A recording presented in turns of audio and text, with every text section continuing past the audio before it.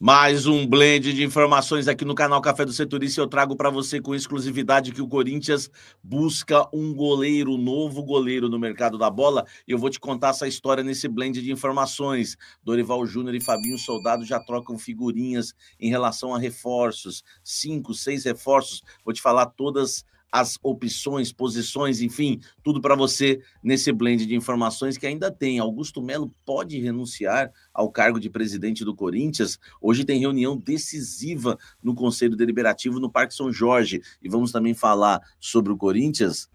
Meu amigo, notícia boa. Dorival Júnior anunciado como técnico, já bidou, já pode estrear comandando o treino, tudo isso agora para você. Vamos embora falar muito do Coringão. Hoje tem reunião decisiva. Vou começar pela parte mais chata, né? Hoje tem reunião decisiva no Conselho Deliberativo do Corinthians, tá? O Conselho do Corinthians hoje vai votar as contas do clube, né? As contas do balanço financeiro de 2024. O balanço financeiro de 2024, que foi o primeiro ano da gestão de Augusto Melo. Ele apresentou 600 milhões de aumento de dívida. Tem muita gente que está se apegando. É 600, não é 700? Gente, é 600. Para você ter uma ideia, o André Sanches, que foi o que aumentou a dívida, né, do Corinthians, quase chegando ali, né, em 1 bi, né, aumentou em 400 milhões, em 3 anos de mandato, em plena pandemia, né, e a gente criticou e bateu forte. Você tem noção que em 1 ano é 600, mas não é 600. Pode aguardar que vocês vão ver que esses números vão subir, tá? Porque o Core já está contestando esses números. Aliás, o Conselho Fiscal já reprovou inicialmente as contas, tá? E esse balanço financeiro e tudo que aconteceu, essas contas podem ser reprovadas hoje. Se essas contas forem reprovadas, né, um processo de impeachment vai ser aberto, tá? O presidente Augusto Melo tem sido aconselhado por alguns conselheiros, né, hoje, a renunciar do cargo para que ele não fique inelegível, né? Enfim, caso as contas sejam reprovadas. Então, há alguma manobra política que pode acontecer ainda hoje. Aliás, o mandatário, né, o Augusto Melo, tentou adiar essa votação, né, do balanço financeiro do Corinthians, mas o pedido foi negado pelo Romeu Tuma Júnior, presidente do Conselho Deliberativo. Tá? O motivo dado, né, pelo Tuma foi justamente para dar tempo de reabrir as contas de 2023 e também, né, o Corinthians tem que prestar contas, não dá para ficar esperando muito tempo, tá? Vamos aguardar. O Conselho Deliberativo, né, do Corinthians vota, então, hoje, as contas, né, do balanço, né, do Augusto de 2024, primeiro mandato dele, meu amigo, com grande chance dessas contas serem reprovadas, a gente não sabe, né, vamos ver, mas existe grande chance, sim, das contas serem reprovadas, uma grande polêmica pode acontecer ainda hoje, tá? Deixa o like, inscreva-se no canal e vamos seguir falando do Coringão. Dorival Júnior foi anunciado, hein? É o novo técnico do Sport Clube Corinthians Paulista. Aqui no canal Café do Setorista você acompanhou, né, toda a cobertura, né, referente aí ao técnico Dorival Júnior, né? A gente trouxe para vocês aí tudo que estava acontecendo, né, na negociação. Ele assinou o contrato com o Corinthians até o fim de 2026, né, que é o fim do mandato aí do presidente Augusto Melo, tá? A gente não sabe se o Augusto sai antes, né, mas é até o fim do mandato. Então, só para você ter uma ideia, né, o Dorival vai ser apresentado amanhã, né, na coletiva de imprensa, tá? Vem com o Dorival os auxiliares Lucas Silvestre e Pedro Soteiro e o preparador físico Celso Rezende, tá? Eles chegam ao clube para compor a comissão técnica do novo comandante. Aliás, estão todos há muito tempo com o técnico Dorival Júnior, principalmente, né, o Lucas Silvestre, que é o seu filho, e também o Celso Rezende, tá? Com 63 anos, ele chega ao timão aí para comandar o Corinthians pela primeira vez, abre aspas, né? Vamos ver a parte da torcida, né?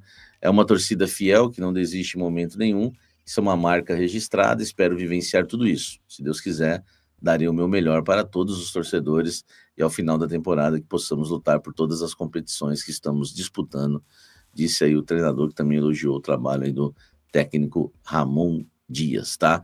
Olha só, O técnico Dorival Júnior já está no BID, tá? No boletim informativo diário da CBF, já está registrado no BID, e com isso já pode comandar o Corinthians, tá? No confronto contra o Grêmio Novo Horizontino pela Copa do Brasil na próxima quarta-feira. Ele esteve no Maracanã, né? No último domingo, como a gente já havia adiantado para vocês. Já bidou, já comandou, né? O primeiro treino na tarde desta segunda-feira, tá?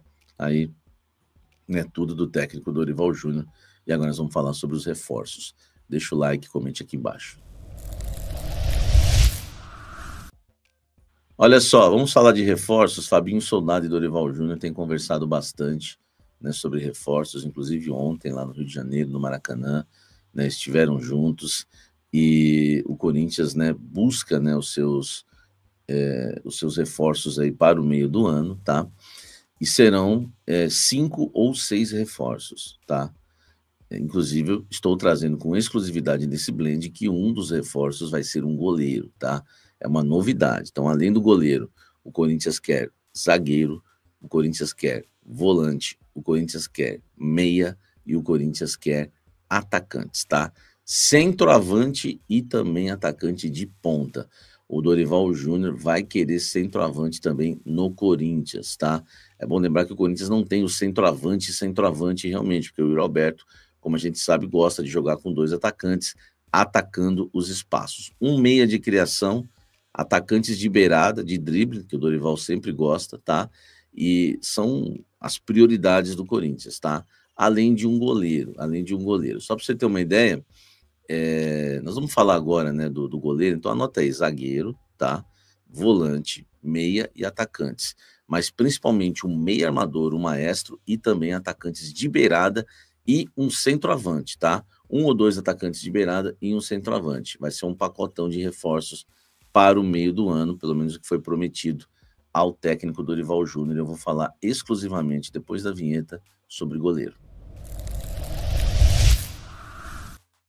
Deixa o like aqui, tá bom, gente? Vamos embora para a gente falar muito do Coringão. Olha só, exclusivo, tá? O Corinthians busca um goleiro no mercado da bola. Eu vou te explicar essa história. Por que um goleiro? Exclusivo! Pega essa, meu irmão! Isso. Segura essa! Olha só, vamos lá. O Corinthians não está satisfeito com o goleiro Hugo Souza? Claro que não é isso. O Corinthians está satisfeito com o goleiro Hugo Souza. Mas a comissão técnica do Corinthians, junto com o Fabinho Soldado e todos, já definiram, tá? Já definiram que o Corinthians precisa de um goleiro experiente para ficar na sombra de Hugo Souza, para ser reserva de Hugo Souza quando for acionado, tá?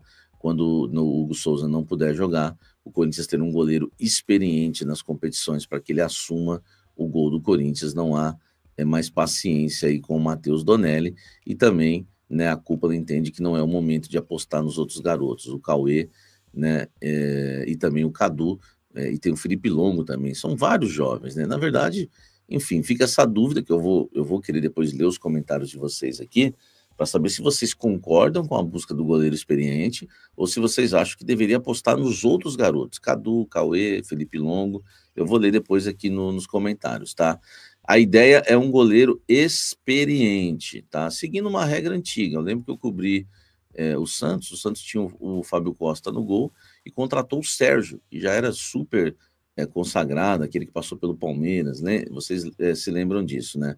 O Corinthians teve por muito tempo também o Cássio no gol e na reserva o Walter. O Palmeiras, por exemplo, tem o Everton no gol e na reserva o Marcelo Lomba. Enfim, um goleiro experiente na reserva já é uma receita antiga, tá? Das comissões técnicas e no futebol. E depois dessa conversa chegou à conclusão que o Corinthians vai em busca de um goleiro reserva no mercado da bola, um goleiro experiente. Já tem alguns nomes, mas vai ser feita a triagem para ir para cima e abrir negociações. Informação exclusiva, sempre aqui para você no canal Café do Setorista e no Blend de Informações. Beleza? Não esqueça de deixar o seu like aqui, se inscrever no canal. Gente, o like ajuda muito. Antigamente, eu não levava muito a sério esse negócio de like, né? Mas hoje eu sei o quão importante é você deixar o like para que o vídeo venha render mais e mais, tá?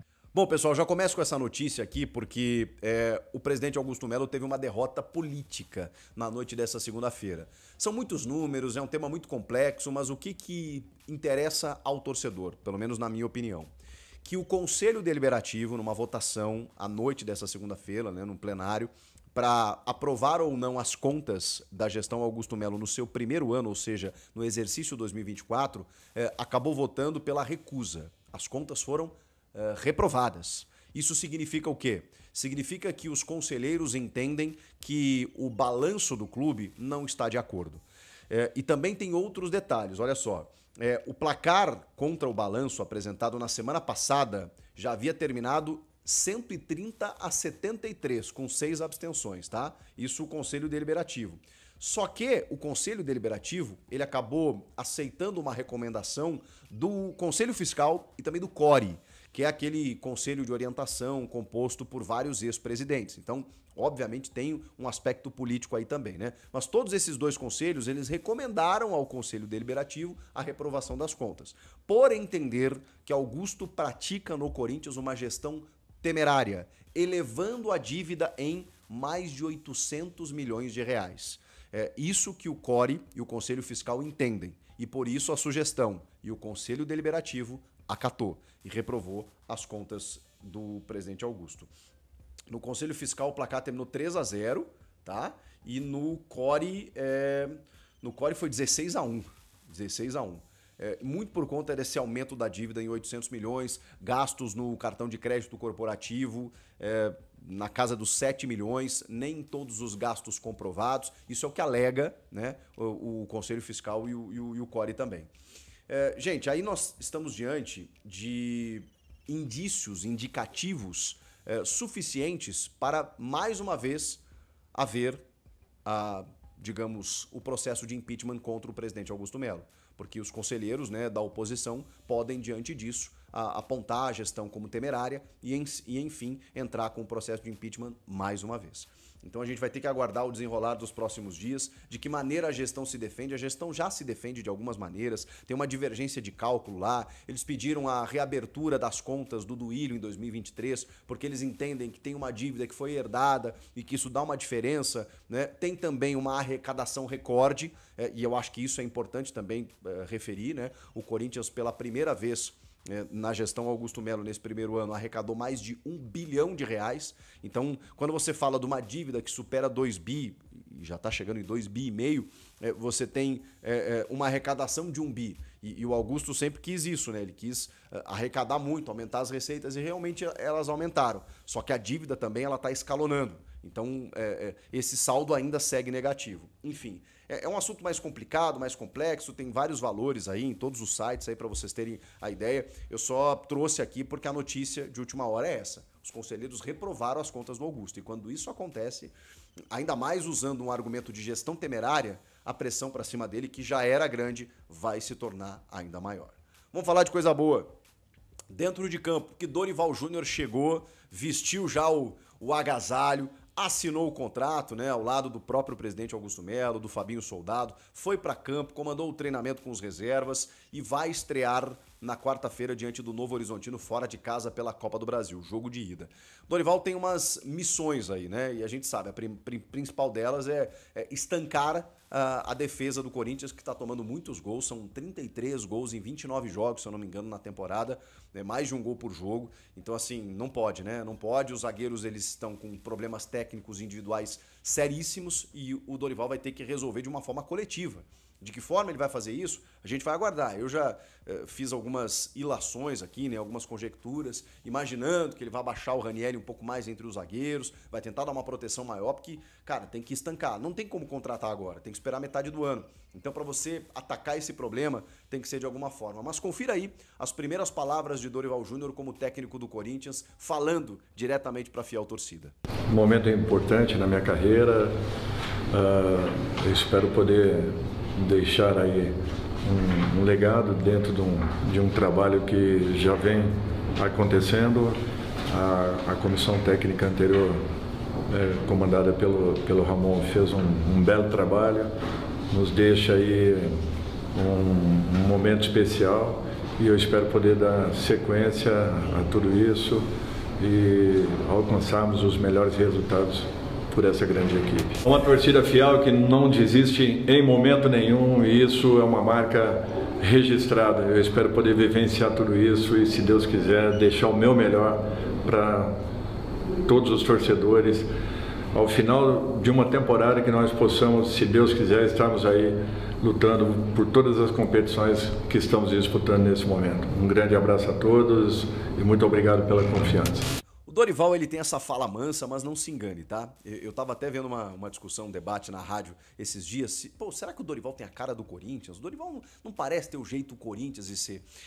O Tite, gente, que é o maior técnico da história desse clube, sofreu com esse tipo de coisa também, né? Ele teve 2 passagens antes da terceira, que foi a mais vencedora. Não, perdão, né? Ele teve uma passagem antes da mais vencedora.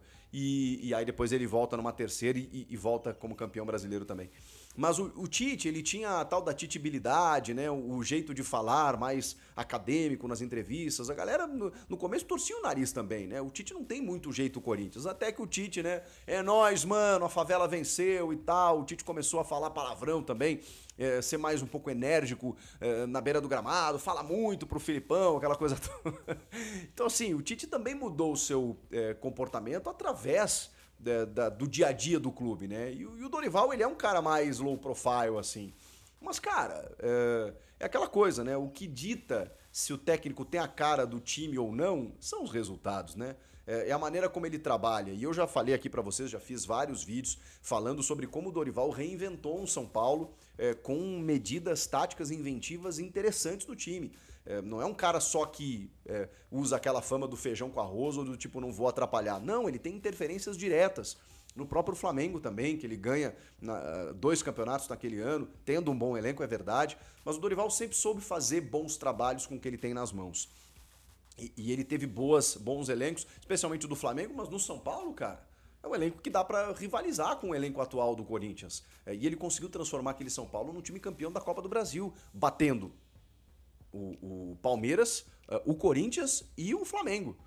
Então, assim, ele potencializa elencos, ele tem essa fama. E é a expectativa, evidentemente, de que o Dorival possa fazer isso com esse time do Corinthians. Já conversou com a galera e me parece, assim, que ele tá prevendo ficar muito tempo, tomara, né?